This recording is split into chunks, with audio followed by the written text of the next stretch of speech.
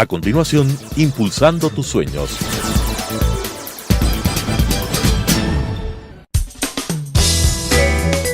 Clasificación A. Apto para todo público.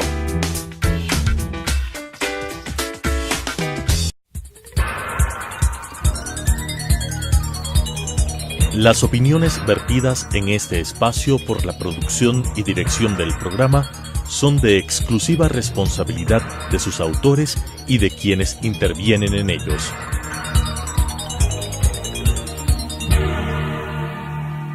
Telesucesos Canal 29 UHF presenta Impulsando tus sueños. Soñamos, creamos, trabajamos. Con la conducción del Dr. Edwin Ibuquez. Impulsando tus sueños. Amigos televidentes, muy buenas tardes. Es un gusto estar nuevamente con ustedes en este día para poder seguir hablando del cooperativismo. En esta tarde hablaremos de los principios de la economía popular y solidaria y de los principios del cooperativismo establecidos aquí en nuestro país. Tendremos un invitado especial a quien después del corte comercial vamos a presentarlo. Volvemos.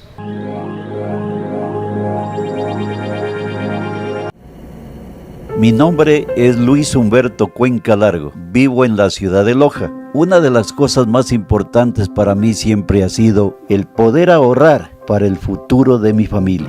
Saber que mi dinero está bien cuidado, seguro y ganando interés. Un día fui a la 29 a preguntar sobre sus servicios y lo que me ofrecían y descubrí que mi platita no podría estar en un mejor lugar.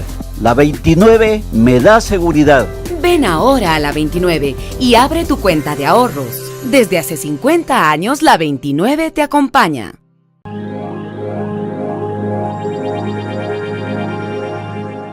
Para esta tarde hemos invitado para hablar precisamente del tema de los principios del cooperativismo al economista Giovanni Cardoso Ruiz. Es economista por la Universidad de Cuenca y magíster en gerencia de proyectos para el desarrollo por la Escuela Politécnica del Litoral. Especialista superior en gerencia social y en finanzas populares por la Universidad Andina Simón Bolívar.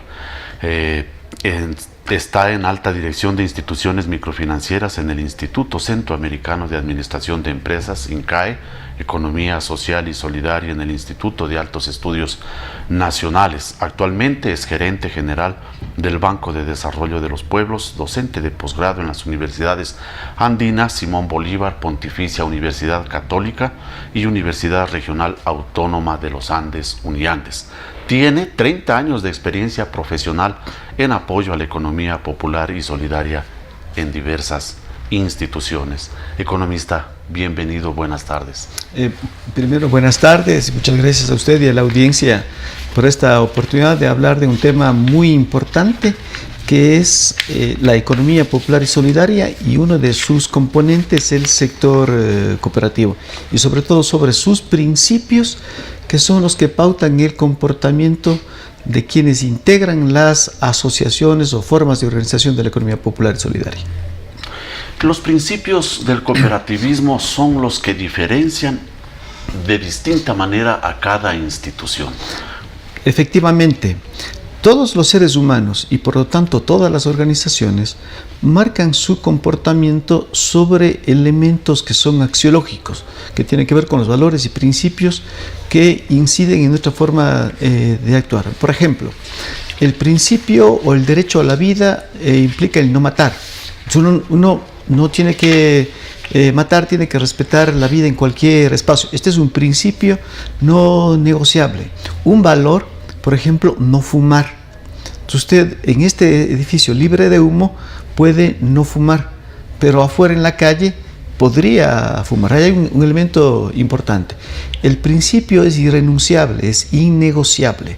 El valor puede ser permisible en diferentes momentos, pero tanto los principios como los valores pautan el comportamiento de los seres humanos y también el comportamiento de los seres humanos que conforman organizaciones, sea populares u organizaciones empresariales privadas. Es decir, que cada institución, hablando de cooperativas, tiene bien definidos y bien marcados sus principios que los diferencia de otras organizaciones, o estos son universales y generales. Hay tres niveles. En el ámbito del cooperativismo universal, se distinguen 7 principios. Estos deberían ser tomados en consideración para todas las formas de organización que utilizan el trabajo como forma de integración y que se autodefinen como empresas cooperativas.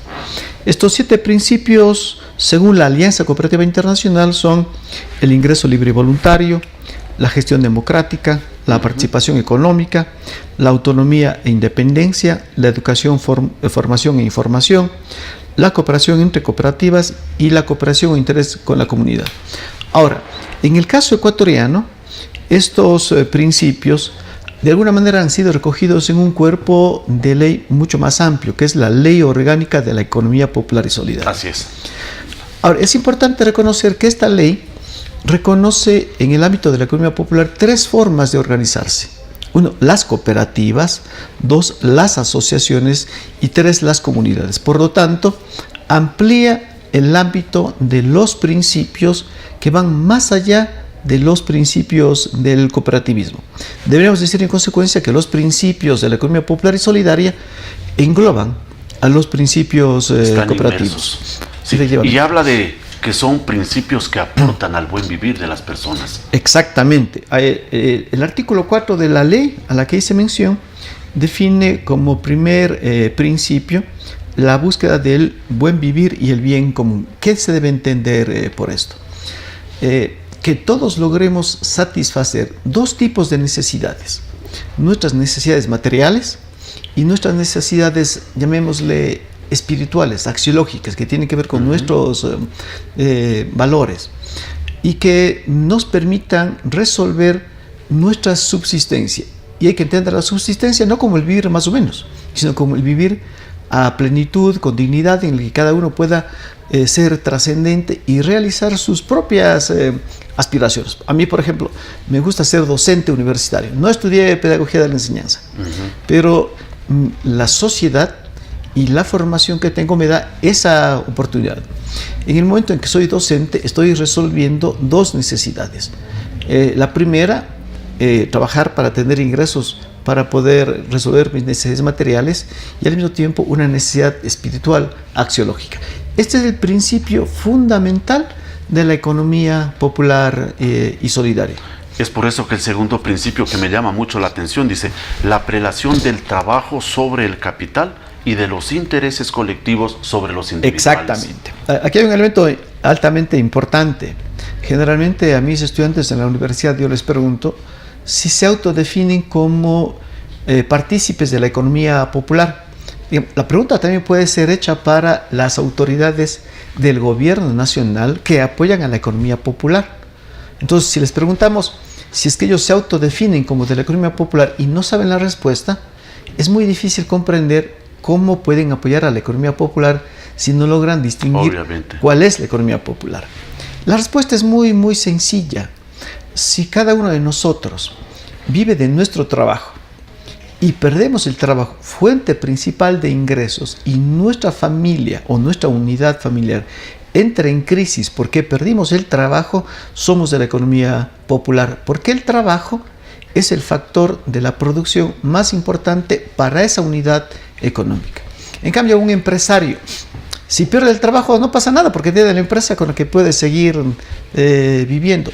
Su trabajo ya no es el factor más importante, sino los recursos monetarios y el capital que ha logrado acumular durante su tiempo de emprendimiento.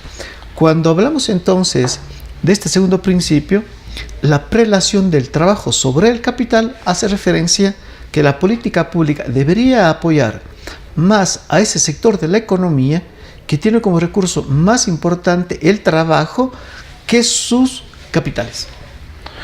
Perfecto. Me hace entender usted y nos hace entender que el trabajo sería el factor diferenciador para que muchas personas opten por una cooperativa o un banco o quizá la modalidad del trabajo. El trabajo es la forma para que las personas opten por 2 posibilidades de su desarrollo.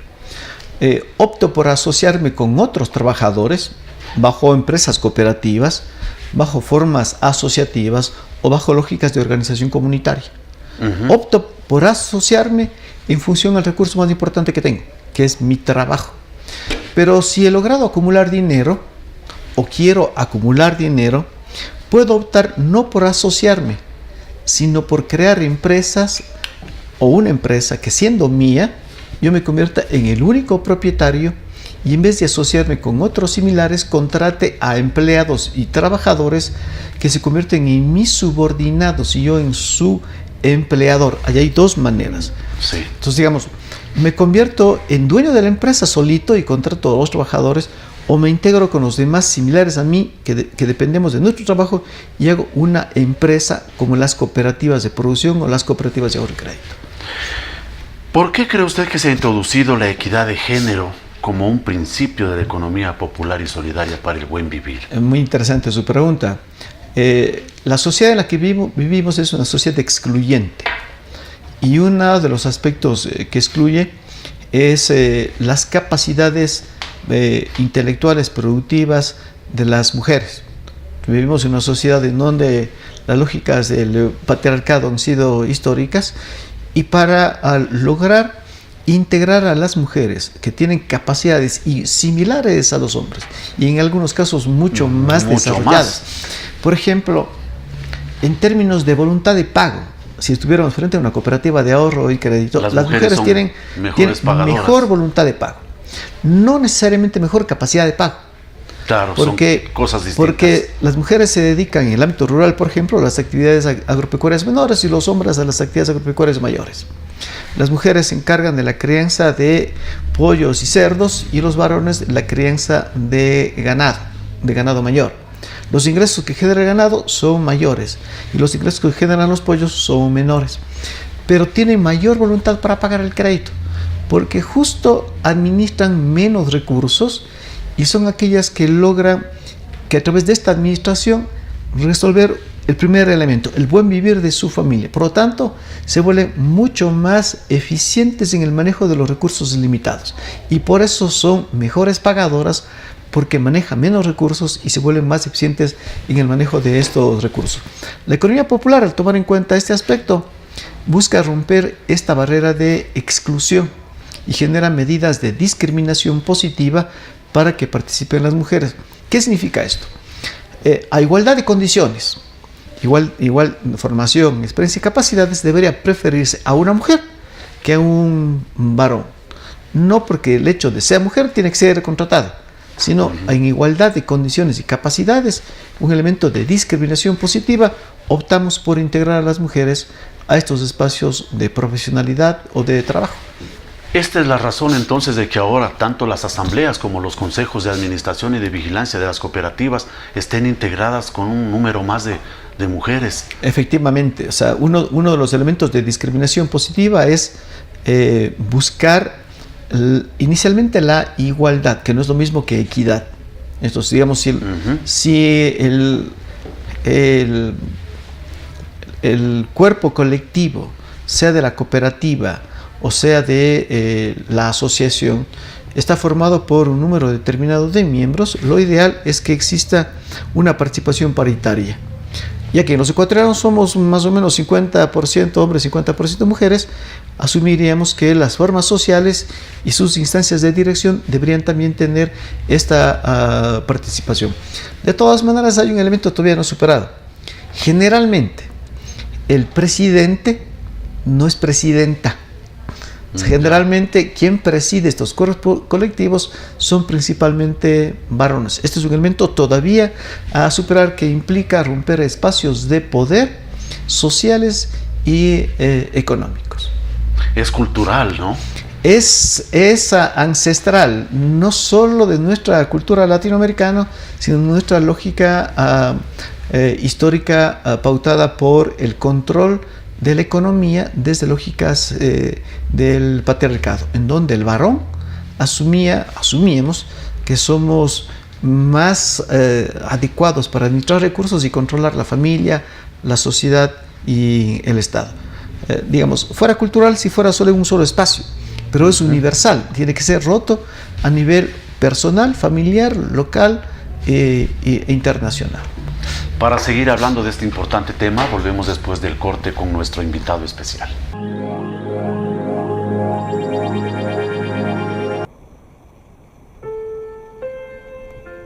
Soy Luis Felipe Grey Morán, tengo una panadería en la entrada de Barrio Chone. Con mi negocio he podido crear una fuente de trabajo para mí, mi familia y para otras personas. Vi la necesidad de mejorar, fui en busca de un crédito, pero me pedían muchos requisitos. Pero por suerte llegué a la 29. Ellos confiaron en mí. El proceso fue rápido y ágil. Gracias a la 29. Ven ahora a la 29 y obtén tu crédito. Desde hace 50 años, la 29 te acompaña.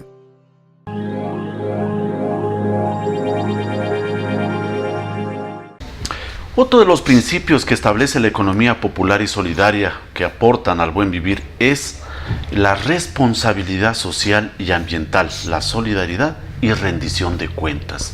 ¿Qué debemos entender por responsabilidad social y cómo trabajan las instituciones en este sentido? Este es uno de los principios altamente importantes.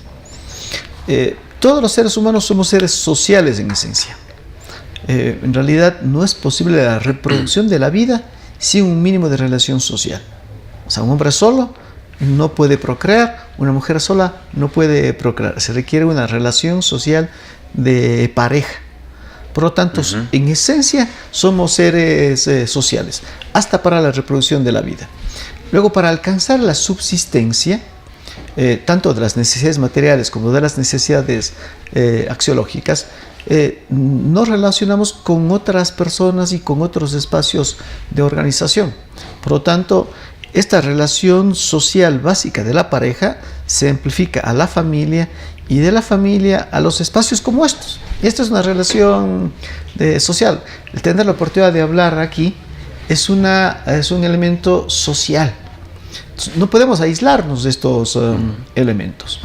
Y hay una lógica de incidencia desde la persona a la sociedad, a la colectividad, que implica el mismo primer elemento, el buen vivir. Yo debo vivir bien, debo estar contento, debo ser feliz para ser feliz con mi pareja y con mi familia.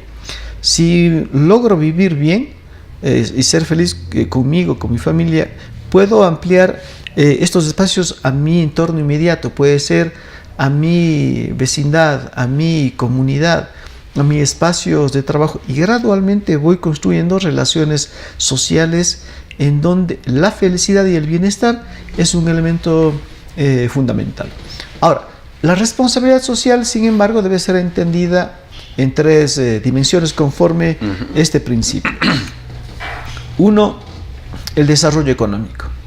O sea, si yo quiero vivir bien, debo tener ingresos suficientes o trabajo suficiente para que logre resolver mis necesidades materiales. Si no logro generar ingresos suficientes, trabajo suficiente, voy a vivir mal y por lo tanto mi relación con la sociedad no va a ser positiva, va a ser conflictiva, va a ser de contradicción. El segundo elemento implica reducir las inequidades sociales. O sea, uno de los problemas del por qué se generan conflictos sociales son las inequidades sociales. Cuando hay inequidad siempre hay contradicción. Si queremos entonces que la familia se inserte en la sociedad y que las organizaciones como las cooperativas contribuyan socialmente, el segundo elemento de la responsabilidad social es disminuir las inequidades, por lo tanto construir equidad social.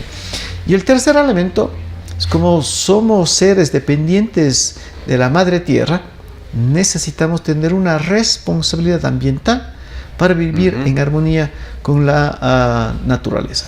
Estos tres elementos ya han sido reconocidos a nivel mundial como parte del pacto global definido por la Comisión Europea en términos del verdadero significado de la responsabilidad social. A eso quería referirme, porque precisamente creo yo que las cooperativas visionan y practican este principio de la responsabilidad social casa afuera. Pero de lo que usted nos explica, de esto, por ejemplo, de construir un desarrollo económico para todos quienes son parte de este ambiente, entiendo que la responsabilidad no solo está casa afuera, sino también casa adentro. La responsabilidad social con la cual, digamos, se originan todas estas formas de organización, cooperativas, asociaciones o comunidades, principalmente es la responsabilidad en términos del bienestar interno. O sea, los trabajadores se asocian inicialmente por resolver sus propias necesidades. Digamos, una pequeña cooperativa de ahorro y crédito no se organizan sus miembros pensando en ser una gran cooperativa o un banco transnacional. Se organizan para captar sus ahorros limitados y darse formas de crédito que les permita desarrollar emprendimientos. Hay formas muy pequeñitas y originales en el Ecuador, como las rondas de crédito que se desarrollan en localidades del sur. Es un grupo de mujeres, ponen en un fondo común un valor y sus nombres en un sombrerito y sacan los 5 primeros, el fondo que recibieron dividen para los 5 y entonces crean un fondo rotativo de crédito. La condición es que ellas inviertan esa parte en una actividad productiva que les permita desarrollarse, generar ingresos y devolver al fondo. Se llaman rondas o ruedas de crédito. Es una forma originaria de lo que hoy son cooperativas de ahorro y crédito. Por lo tanto, la responsabilidad social o el beneficio social primero era interno. Cuando crecen y se desarrollan con el tiempo, se enfrentan a un mercado del capital en el que tienen que competir contra instancias financieras que no les importa el beneficio interno, sino están peleando en la selva del capital. Por lo tanto, empiezan a competir con las otras y de manera equivocada creen que la mejor manera de competir es la acumulación de las utilidades y los excedentes. La mejor manera de competir sería integrar a la mayor cantidad de trabajadores. Algo así como hizo la cooperativa 29 de octubre, que nació siendo una cooperativa de los paracaidistas. Así fue. Después se empleó a las fuerzas armadas y después a la ciudadanía. Entonces creció no necesariamente a través de la acumulación, sino a través de la ampliación de sus miembros, que es su base social. Y hoy es tan grande como algunos bancos privados, o más que algunos bancos privados. Hay una lógica diferente de entender la responsabilidad social y la relación con el mercado y la búsqueda del beneficio de los miembros de la organización. Correcto. Usted hablaba del tema de los excedentes y de las utilidades, y otro de los principios que tiene la economía popular y solidaria precisamente es la distribución equitativa y solidaria de excedentes. La propia ley a la que usted hace mención distingue dos conceptos: utilidades y excedentes. Cuando la riqueza es generada fruto del trabajo colectivo, genera excedentes. Cuando la riqueza es fruto de la relación empleado-patrono y en el mercado, es utilidad. Me explico un poco mejor. Digamos que hacemos nosotros una vaca para comprar una pizza. Ya. Y si compraríamos cada uno, la pizza nos puede costar $5. Si hacemos una vaca, como dicen en el argot popular, y somos 5, nos va a salir más económico. Podemos comprar 2 pizzas. Entonces hemos ahorrado esos recursos fruto de nuestra propia gestión. Esta riqueza se llama excedente. Por lo tanto, es fruto de nosotros, de nuestras formas de asociación, no de la relación con terceros. Si nos sobra un poco de pizza, le vendemos al compañero que está manejando la cámara.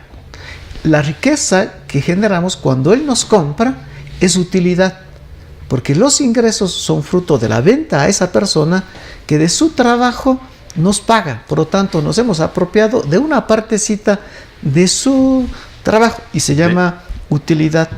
Cuando la riqueza es fruto de nuestro propio trabajo, producto excedente. de la intermediación financiera, que es el giro del negocio de las cooperativas. Producto de la relación con el mercado, utilidad. Producto de las formas de organización populares para producir, excedente. Ahora, hay un elemento muy importante en términos de la contribución a la caja fiscal.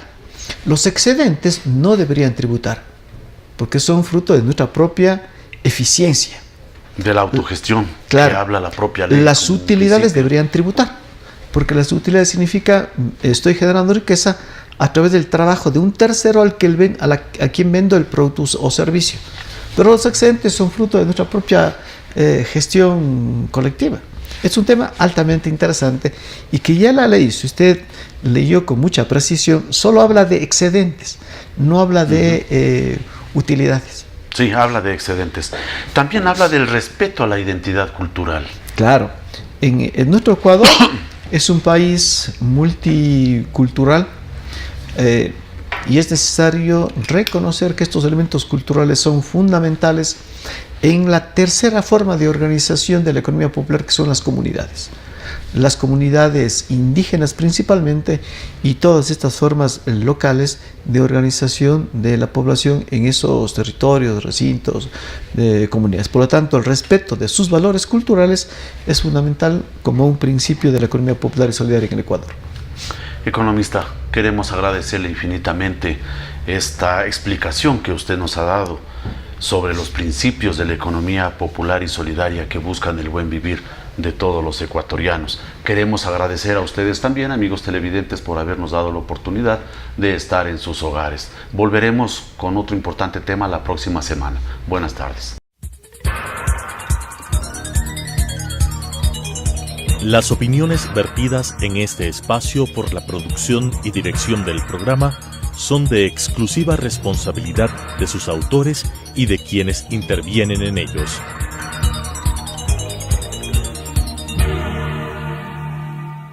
Telesucesos Canal 29 UHF presentó Impulsando tus sueños. Soñamos, creamos, trabajamos. Con la conducción del Dr. Edwin Ibujés. Impulsando tus sueños.